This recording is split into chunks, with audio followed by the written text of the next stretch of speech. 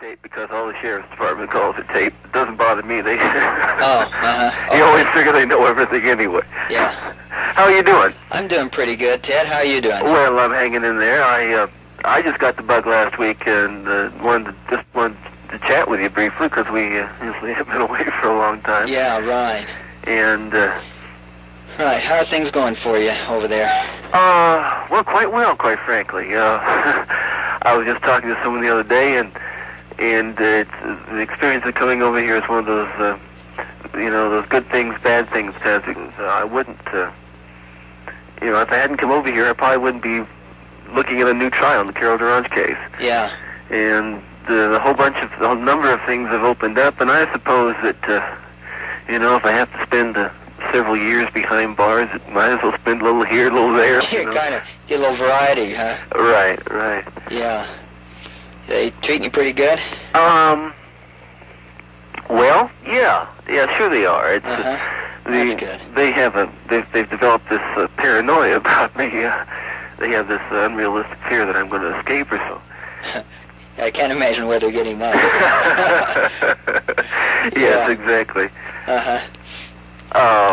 Let's see. I just wanted to call you up. Mainly, just a lot of things have been happening. They had that escape adventure, which caused a great furor of activity around here, and I guess some publicity over there.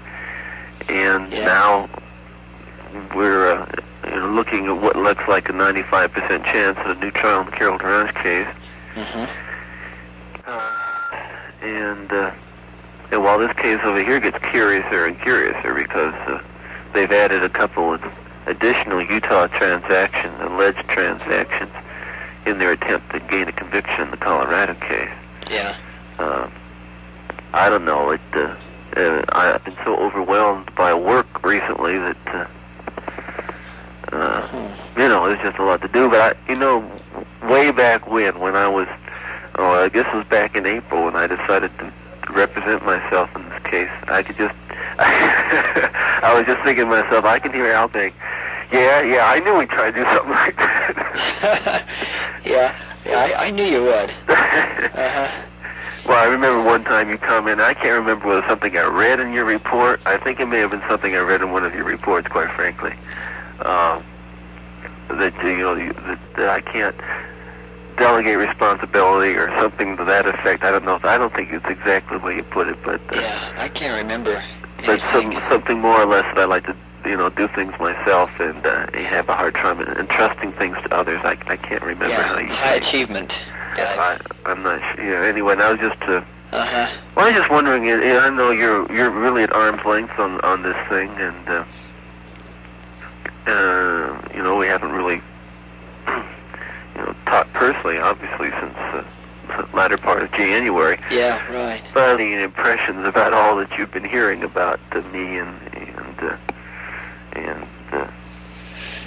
Okay, how do you mean? Well, like the escape and everything. I wonder what your impression of that was. Just from a party who knows me, but who didn't have an opportunity to speak to me either just before or after that happened. Yeah, right. Yeah, this is something that'd be fun to sit down and chat with you about an hour. Yeah. And I had mixed impressions. I was wondering if you were really getting uptight, and the pressure looked like it was on, you know. And I was wondering if it was looked like in your mind that you were going to be convicted. So when the opportunity was there, and you just took it to leave, I'd like to have been able to sit down with you before and after to see, Well, after anyway. Right. Yeah, just to see what was happening. Yeah. What in your own mind, what was happening? What was the reason for it?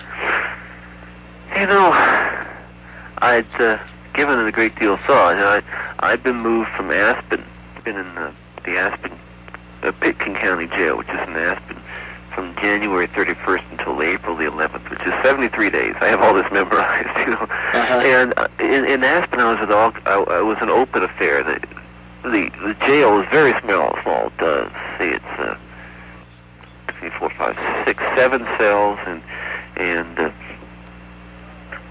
You know, and all the doors are open all the time. The place had been built in 1887. But it was just, you know, here is where I could come out and we could relate to talk to other prisoners, go in their cell, you know, something like at the state prison, not like Mac in the main line.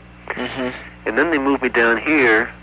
This is prior to the escape, because I was a security risk, and they put me in a 6 by 12 by 8 foot high cell and ordered no one to speak to me. And quite frankly, that's when I decided to represent myself. At least I got to, you know, get out to go to the library. You know, there's only situations where, you know, concrete, solid steel door with a little window and the food slot. I mean, this is worse than the hole. Honestly, Al, this is worse than the hole. Yeah. In Max, because there you can at least talk to people and see people. And it's worse than Max because they have for exercise except for the 6 days I was out on escape since 11th of April. So this was building up and building up and building up. And I had, over the months, I had noticed a number of opportunities to just walk right out.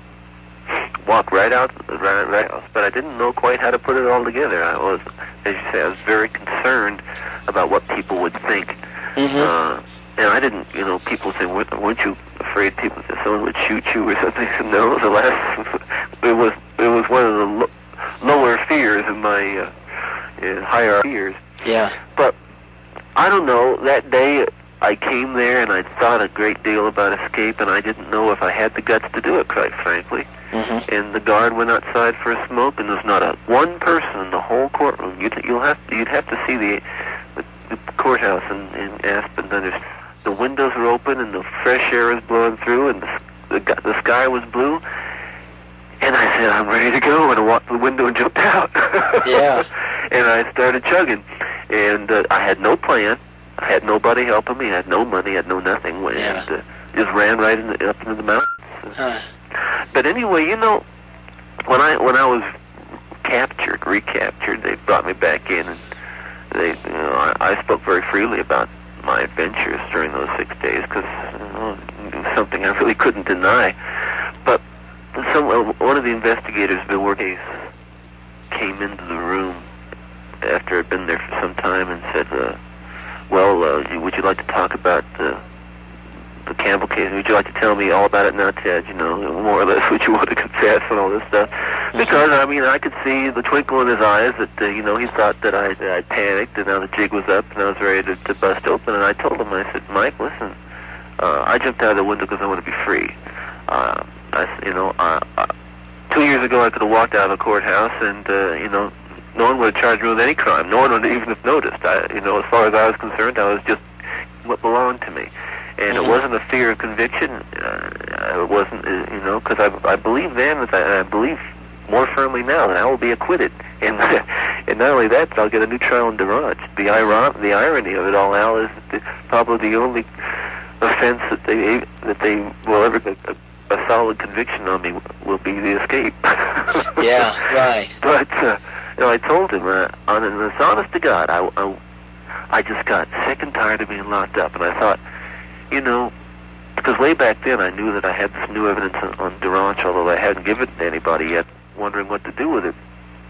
And I knew that the case for me here was good, that the case they had was weak. But I kept saying to myself, Ted, if you in the event that you're acquitted here in Colorado, and you go back to Utah, and let's say you get a new trial in Durant, which I estimate would take 3 years, because even if we win at the trial court level with a new trial, the state will appeal, and if the Supreme Court overturns, we'll have to go to the federal court, and the federal courts take years and years. And even if I got a new trial in Durant 3 years from, there's a chance I could be convicted just basically on the publicity of the whole thing. I mean, I'm pretty notorious. And, if I was acquitted 4 years from now in Durant's case, what would I have left? Maybe unrealistically, but I asked myself, could you go to law school? Could you live? Could you, would your friends be able to look you in the eye? Could you be Ted Bundy again? And I figured, whether you're free tomorrow or whether you're free 4 years from now, you're still going to have to make an entirely new life and really hide from your old life, whether you would legitimately or illegitimately. Yeah. So those are the priorities then. And I wasn't up against the wall. I mean, it was something I could have done then, something I could have waited to do. But it was just, I honestly just fed, you know, way up above my chin with being locked up. Right. Yeah, just one of those things. Yeah. But I just there's still the scars and the blisters on my feet. I'm sitting here barefoot from running around in the mountains. An extraordinary experience because I had thought that I was, a pretty strong-willed person. But, you know, believe it or not, it was the body that was strong, but the mind that was weak. That the morning after, well, I ran up, like 4,000 feet of very steep hill. It was actually Aspen for the other side, and they didn't know where in the world I was, and I was feeling really good that evening, and I started hiking up, and if I kept on hiking, I would have been long gone, but a very cold sleet and rainstorm hit me, and I got very cold, and then I went into a state of shock, and I managed to find a cabin, and the cabin was just, there was no way to get into it, and here I was shivering and hungry and cold, it was raining and blowing, and early the next morning, like 7 o'clock in the morning, and I was just sitting there, seriously considering giving myself up, and it was just a complete mind blow for me. Yeah. Just longed for freedom for so long, and now, like I was living my ultimate dream, all of a sudden I was willing to throw it away because I was cold and hungry, and I said, my Lord.